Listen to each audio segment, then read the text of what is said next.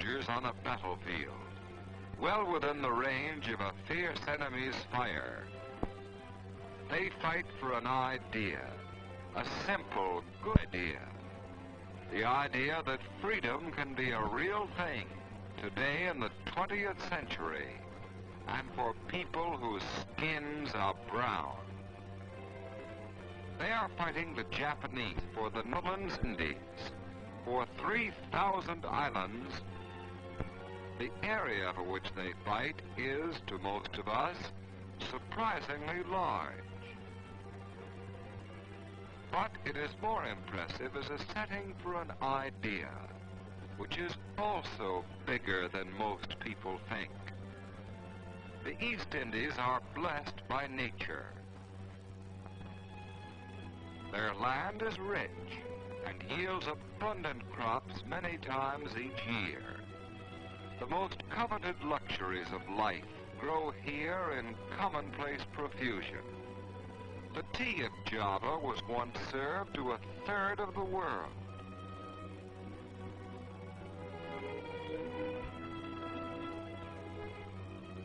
The staples of life are here too.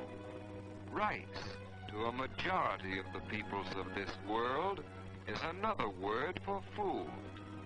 The sawas, or wet rice fields of these islands, can supply strength and nourishment to millions. In modern times, the discoveries of the Dutch agricultural scientists helped to increase the yield obtained by the traditional methods. For tradition is strong in these people. Traditions that the Portuguese and French and Dutch explorers called savage when they first came upon the islands in the 15th century. But the Dutch have learned better since those days.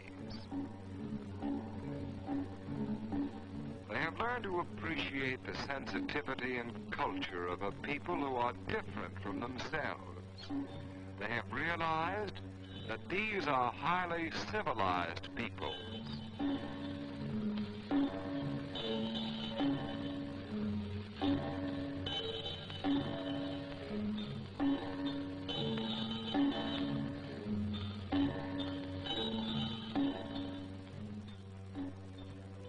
People whose culture is deep-rooted and coordinated through their habits of daily life. The beautiful batiks that are worn by the ceremonial dancers are also worn by the audience. They are local products made possible by a dyeing process known here hundreds of years before it was used by Europeans. The lovely designs are cut into everyday clothes for grown-ups and children alike.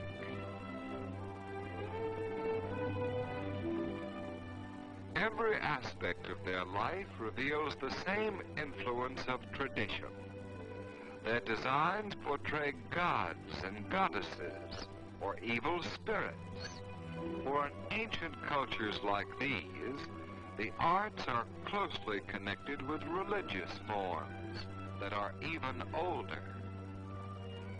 The flowers that are prepared so carefully are not for the dining room table, but for the temple altars. They were once part of a ceremony that has long since been erased from the minds of men.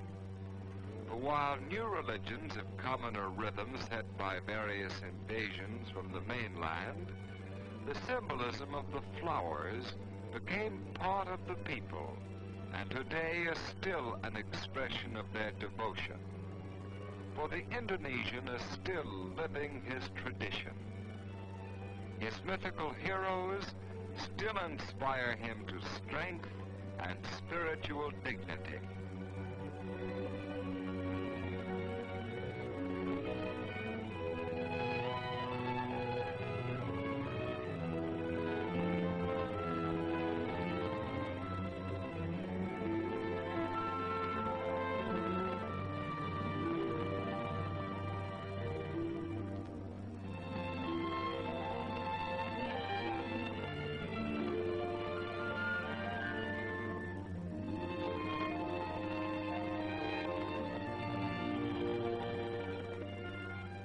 still lives in the shadow of fabulous monuments, architectural masterpieces like the temples to Buddha in Java and Bali.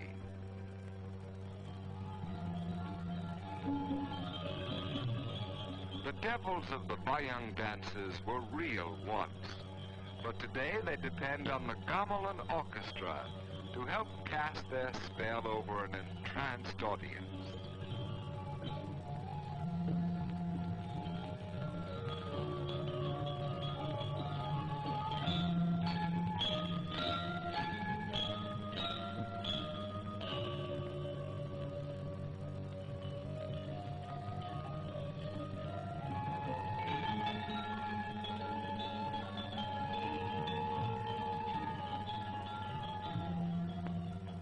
And in the art of the great dancers, it is hard to tell where tradition stops and virtuosity begins.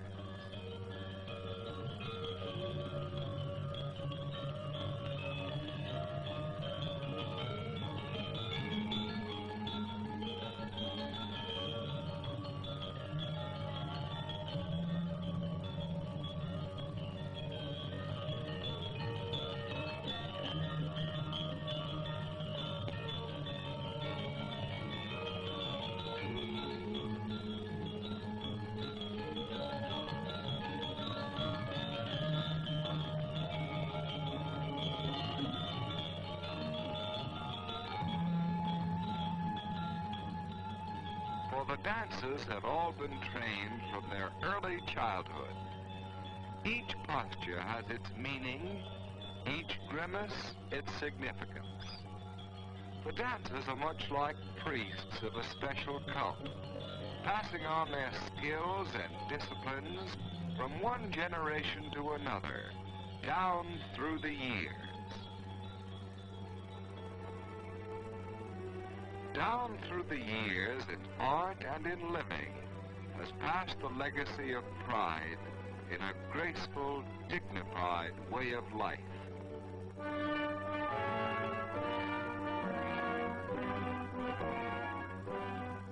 A way of life that was once sufficient. In a wild and incredibly beautiful corner of the world, in a land of volcanoes and other turbulent expressions of a rich and colorful nature. This was Java once, but it could not stay this way.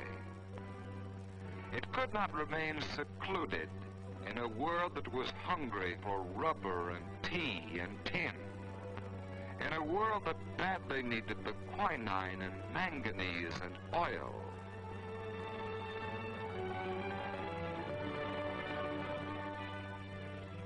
And so once again it changed with changing times.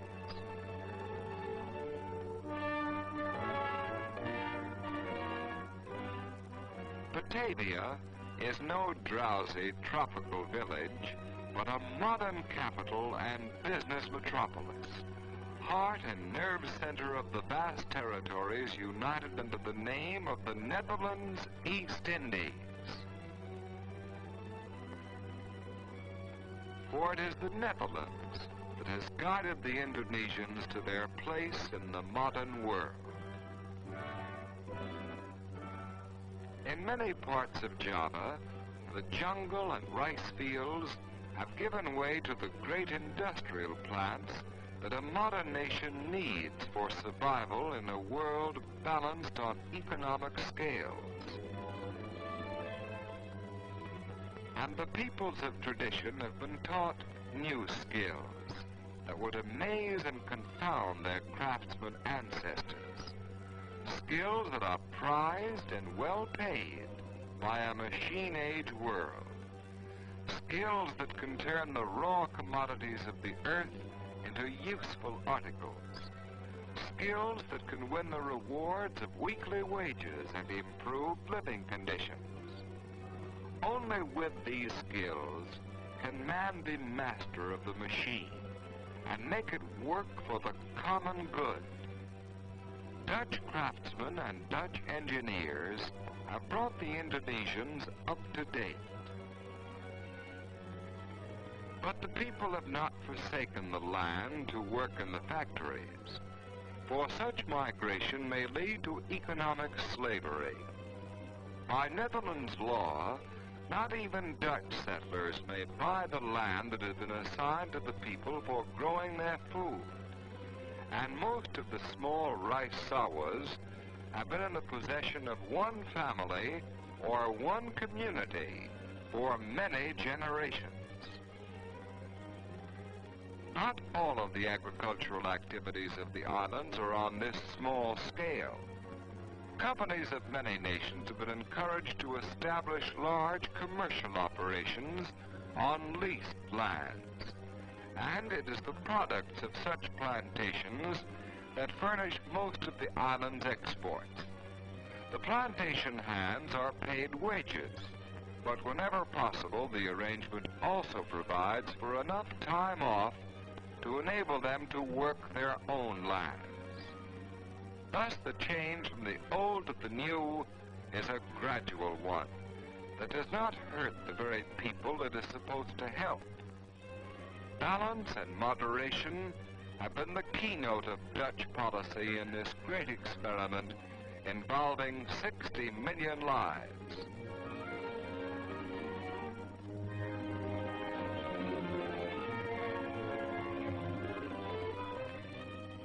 A visit to a typical Japanese community reveals that the old way of living has been preserved wherever it lends itself to modern conditions.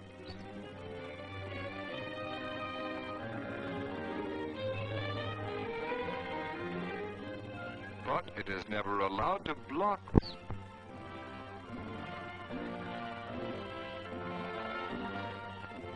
The young generation is proud of its traditional heritage, but it is determined to add to it in 20th century forms, in terms of technical and social improvement. Good schools, and even more, an ambitious, zealous youth are first steps toward true democracy.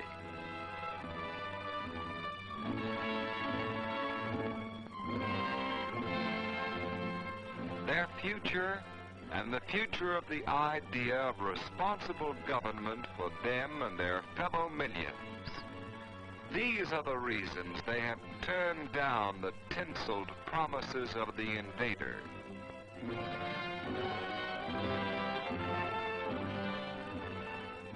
That is what the war is about in the skies of the Malay Straits and the Java Seas. Hundreds of young Indonesians are flying with their Dutch, American, and British comrades in the planes seeking out the Jap invader. They are themselves products of an idea they are willing to die for. Their fight and the sacrifices of their allies on the oceans and in the jungles below will keep that idea alive.